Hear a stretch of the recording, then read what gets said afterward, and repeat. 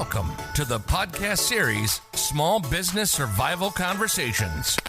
Through our weekly conversations, we hope to provide you with strategies and insights, knowledge and expertise to enlighten you as you work to build and grow your business. Here are your hosts, Anna Steinfest and Dr. Michael Troyer. Hi, everyone. This is Michael, and my colleague is with me, Anna. Hi, Hello, Anna. everyone. Today, we're talking about being a smart leader and owner of a business in the age of artificial intelligence. And all we're really saying here about our artificial intelligence is that it's a big piece of change. How do we be a smart boss around such a big piece of change? So let's start with, I think, something we all have to do. We're at the top of the heap here. Maybe we're all by ourselves as the only owner, but at least our spouse might be talking to us. But we need to shed our title. At the moment of something that's this big and change, if we got one or two people working with us, I think we have to step down and lead this new effort about artificial intelligence. We have to get our hands dirty along with everyone else. I'm arguing that it's very difficult to bring change to a company, no matter how large or small, if you're telling everybody else to do it, but you don't have to. Is that a fair? Yes, absolutely, Michael. Especially AI right now, you're learning with everyone else in your organization right now with your people, because we are talking to small business owners. Maybe you don't have people, so you don't even need to shed your title at this point. But what we wanted to tell you is that you have to make sure that you start working on this AI. I know it's scary, because this is totally new. You're thinking you may make mistakes. Guess what? You need to learn, because this is the future. In that case, if you're the sole owner and you're by yourself, I think shedding the title means you got to turn outward to somebody else and ask, give me some help on this. I don't understand this. Give me some help. There are people more than happy to help you. So don't think you've got to be above it all and not admit, I don't know anything about this chat GPT. What is this thing? Well, let somebody else take you through it. Yes. And you'll get there. Yes, absolutely. But let's say you do have some employees. How should you look at those employees relative to this new technology?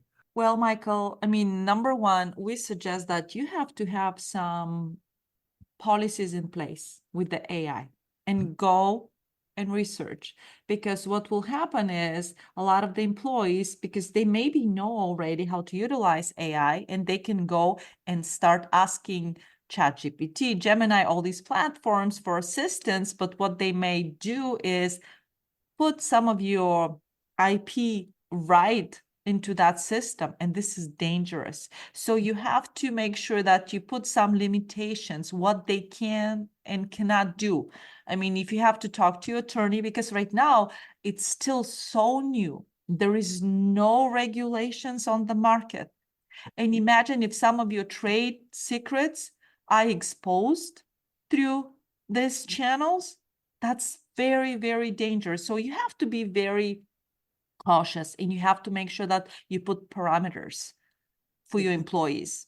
It's so much like an era earlier when privacy became such an issue and people were stealing social security numbers and whatnot. And I remember an auto dealership I was working with where they told the salespeople, when you go talk to the sales manager about this request to buy a car, don't leave your file folder out on the desk. Somebody else might walk by and take that person's information from it. That we were very worried about privacy at the time. This is long before cybersecurity was even an issue. But we're saying we need new policies for new technology, and that's what you're saying on it.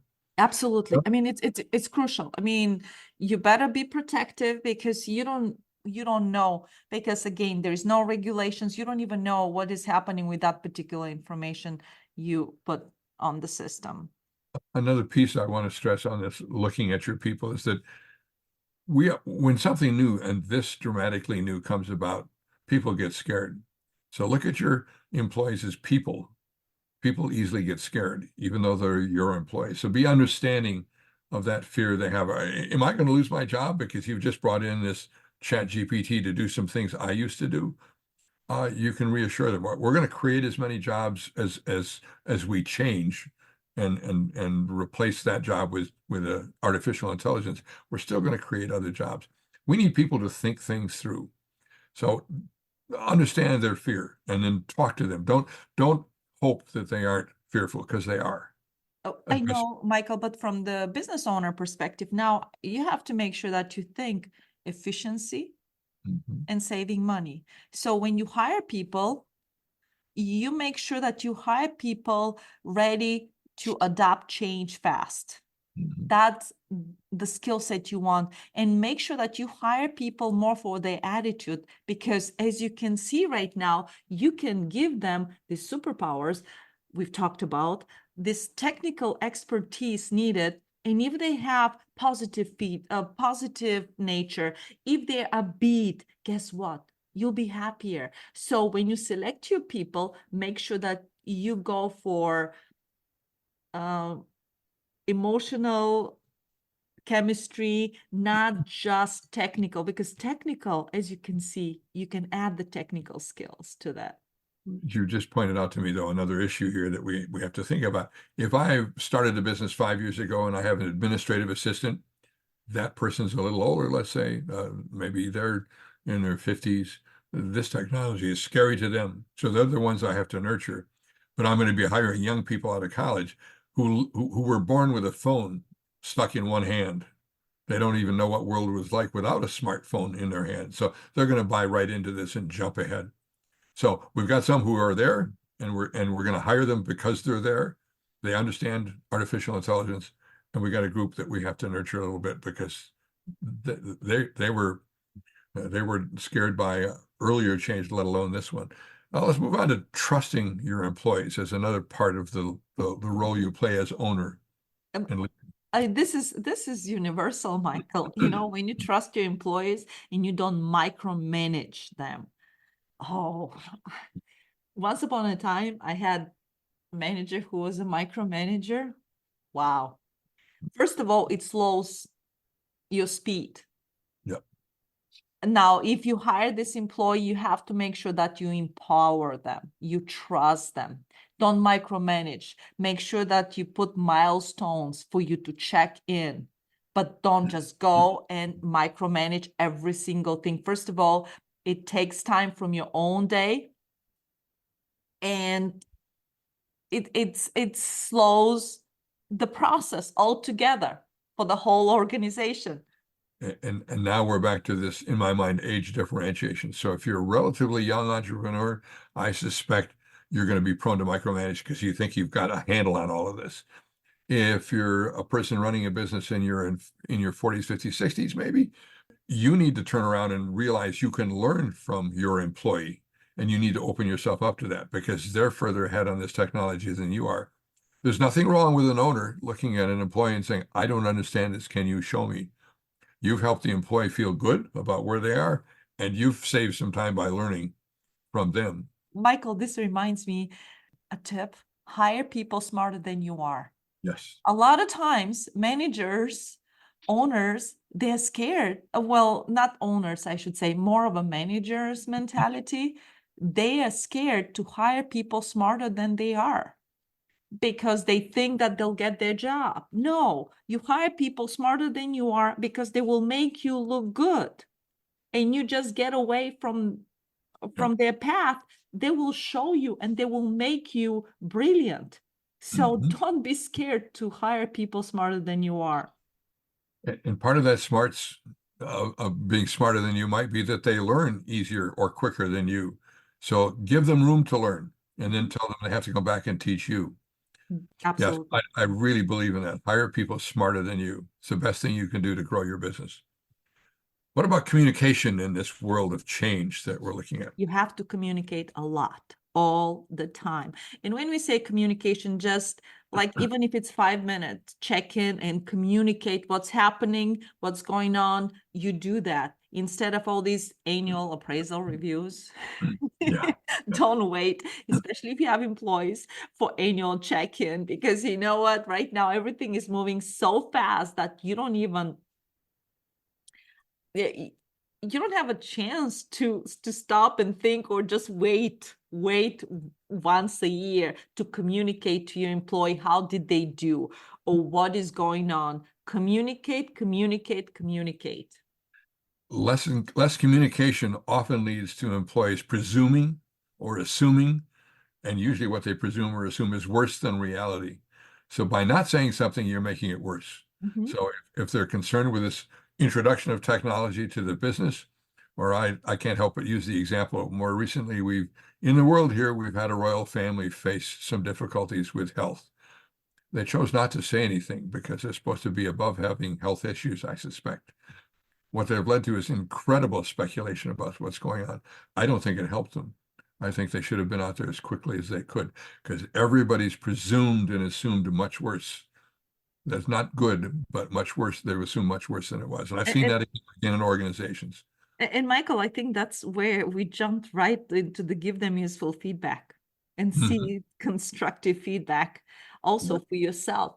You should ask them, how are you doing? Also, you need to know and know honestly, like how do they feel about that? Because, you need to learn also. They need to learn. You need to learn as a leader, as an owner. And I think you need to give it in a constructive form. So often we've had the stereotype in the past of the manager who yells and screams because they want you to work out of fear. It really doesn't accomplish much. In the short run, perhaps. In the long run, you're not going to be able to sustain it. That's what I've seen in my experience.